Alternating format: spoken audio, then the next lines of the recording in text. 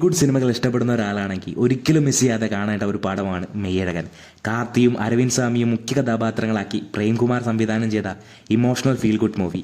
Award പടമാണെന്ന് വിചാരിക്കേണ്ട ഒരു അന്യായ ഫീൽ തരുന്ന പടം. ഈ തിരക്കേറിയ ലോകത്ത് നമ്മൾ മറന്നുപോയ പല കാര്യങ്ങളും നമ്മളെ ഓർമ്മപ്പെടുത്തുന്ന ഒരു കുഞ്ഞൻ പടം. നമ്മളെ ഒന്ന് ശുദ്ധീകരിക്കുന്ന, നമ്മളിലെ നന്മയെ തിരികെ കൊണ്ടുവരുന്ന ഒരു പടം. ഓവർ ഡയലോഗ് അടിച്ച് ചളമാക്കുന്നില്ല. നിങ്ങളത് കണ്ടു തന്നെ അറിയുക. നിങ്ങൾ ഒരു തവണ പടം ഒന്ന് കാണും, എന്നിട്ട് അഭിപ്രായം കമൻറ്റ് ചെയ്യും. ഒരു തേങ്ങ എങ്ങനെയാണോ പൊട്ടിക്കുന്നത് അതുപോലെ അരുൾമൊഴിയുടെ മനസ്സ് തുറക്കുകയാണ് സംവിധായകൻ.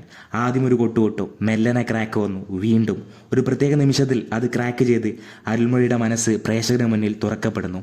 രണ്ട് കഥാപാത്രങ്ങൾ തമ്മിലുള്ള സംഭാഷണത്തിലൂടെ കടന്നുപോകുന്ന തിരക്കഥ, അവരുടെ ഓർമ്മകളും സ്നേഹവും നിറയുന്ന സംഭാഷണങ്ങൾ.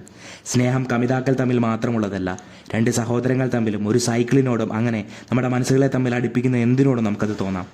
അധികമൊന്നും പറയുന്നില്ല, നിങ്ങളിത് കണ്ടു തന്നെ അറിയുക. Must watch, it will change your life.